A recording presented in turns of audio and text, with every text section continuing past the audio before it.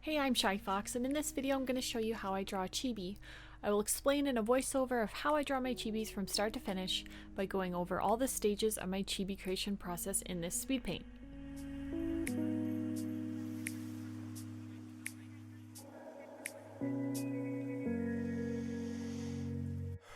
The first step before I draw anything is I go reference hunting. I gather around 20 to 30 images for inspiration. This helps me sketch a pose and various things I'm not confident in drawing, like the fox ear shape in this one, for example. I gather images that are useful for planning colors and lighting as well. And I begin by sketching the head, roughing in where the body and the limbs will go with using circles and shapes. This artwork was done in Clip Studio Paint. I use the lighter pencil that comes with Clip Studio Paint to do my sketching, and I choose blue to sketch with because it's easier to go over top of my sketch to do the line art in a black pen if the sketch is done in blue.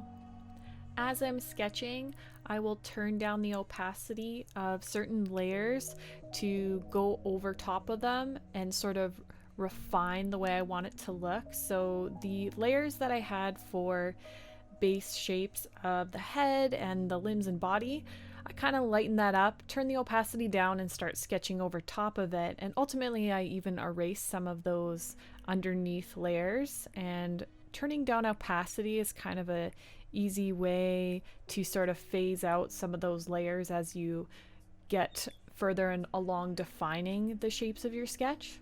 I use the lasso tool as well to make adjustments to my sketch. It can be useful to just erase, but I find the lasso tool is really good for not having to redraw something. You just simply lasso a section and then transform it, skew it, and manipulate it to change shape in the way that you need it to. For example, doing that to the ears, selecting their shape, and just kind of dragging, transforming it how you want. Trying to get the angle better is often something I end up doing with characters with like fox ears or cat ears. As I'm getting further along in the final stages of the sketch phase, I like to do bolder and thicker lines around the outsides of shapes like the legs and the tail and the body. At the end of the sketch phase, I like to look at it and really analyze it, take a step back, sometimes literally, and decide if anything needs fixing. It is far easier to make fixes at the sketching stage than to have colored and, lined and colored it and then decided, I really wish I tweaked the angle of the hand or something. So much easier to do that right at the end of the sketch phase if you can. And it's good to take a break visually, like take a mental break, come back and, do the flip test, zoom out, and try and catch those mistakes as you go. Moving on to the line art phase, I started by lining the eyes first. I kind of just like to see the eyes come out first and then do really thin lines for the irises, outlining the iris. And for experimentation purposes, I actually decided to do my line art in the lighter pencil again, using the lighter pencil instead of the pen tool. And I almost always use the pen tool because it's completely opaque, and that's typically what's done for lines.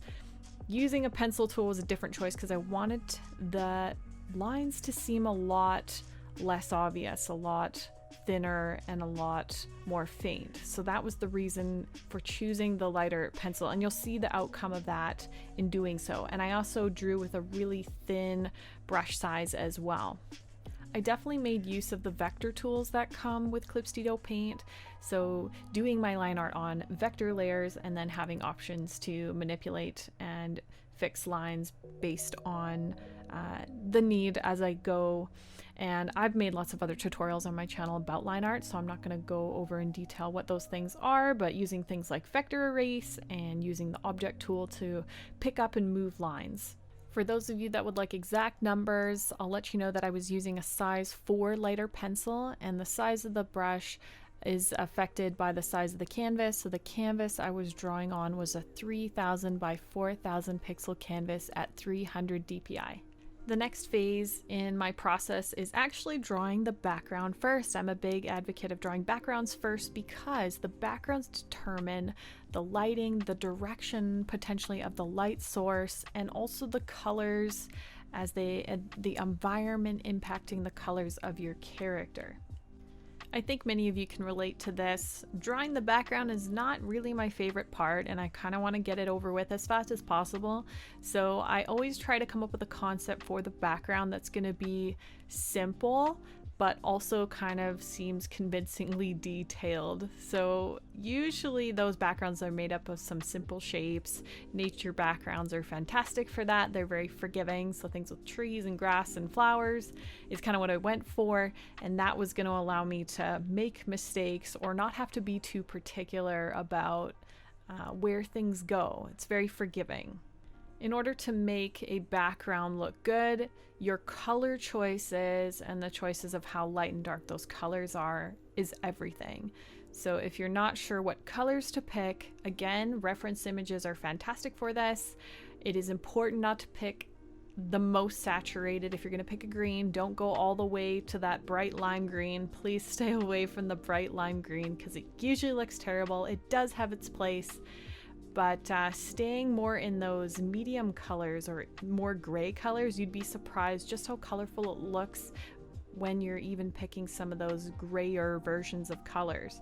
So I think for people learning, grayer versions of colors is a good strategy to start from, and then build up your color as you go. You can start adding in more saturated colors, those brighter colors, if it feels right.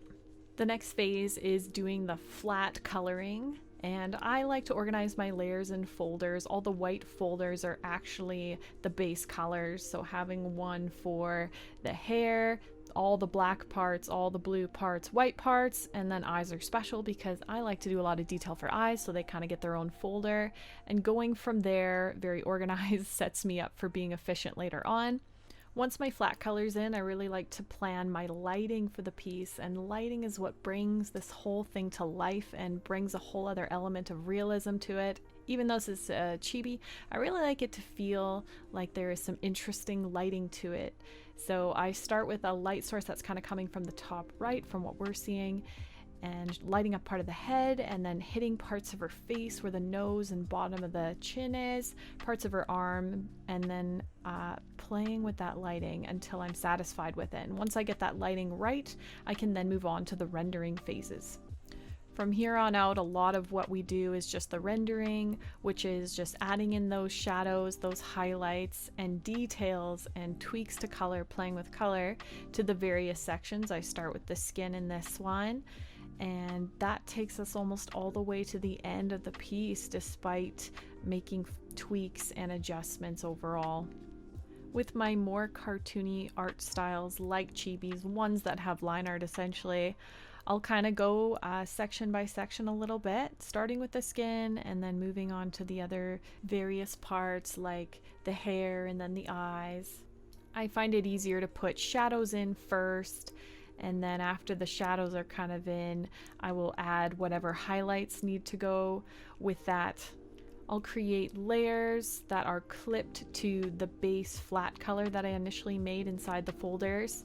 Clip them and make the adjustments. If they're too strong, I'll actually turn down the opacity. Sometimes I'll even add effects like add glow if I want those highlights to feel a lot more bright and vibrant and even a bit of that glow effect.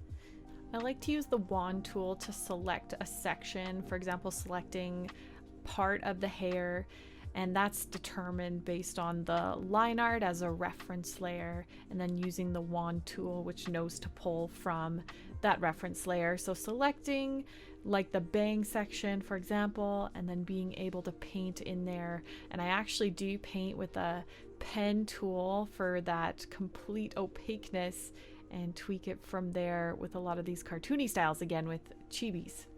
One thing about me is I don't tend to use fancy brushes. I'm pretty basic, and for the most part with this piece, other than some messing around in the background and trying some textured brushes just because I could in the background, I kind of really just stick to really basic brushes like the pencil tool, like the pen tool, and occasionally bringing in like a water brush tool.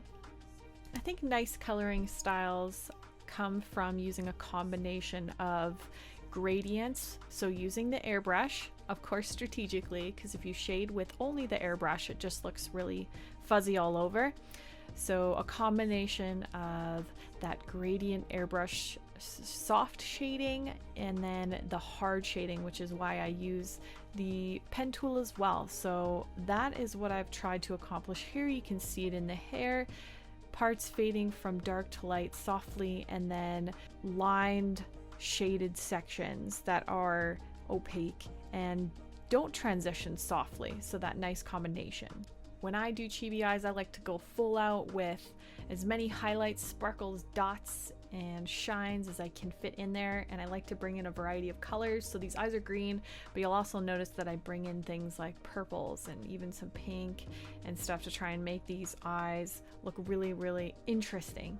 I want to note that this is an OC of mine, an original character, and the whole concept with this is it is Shy Fox, so she's kind of shy and she's a fox. And I'm also doing a draw this in your style. It is ongoing, so at any time if you want to join, that is up for, you can participate. There is a link in the description if you want to join in on this draw this in your style, and there are prizes within the period of time if you join early enough.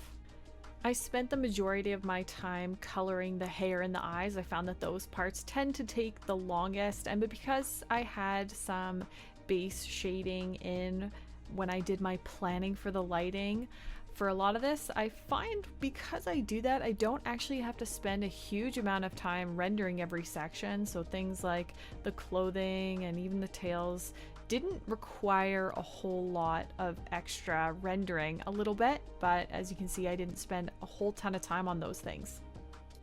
I still find shading clothing, even in a cartoony style, a bit of a challenge. Trying to figure out which way the folds go can be a little bit of an abstract concept, so references again are useful to kind of get a sense of, like with a sweater, which way would the folds likely go in a pose like this. And so using that information, I can try and put in those folds and lines and shapes to make this clothing feel like it's not skin tight or fitted to the body.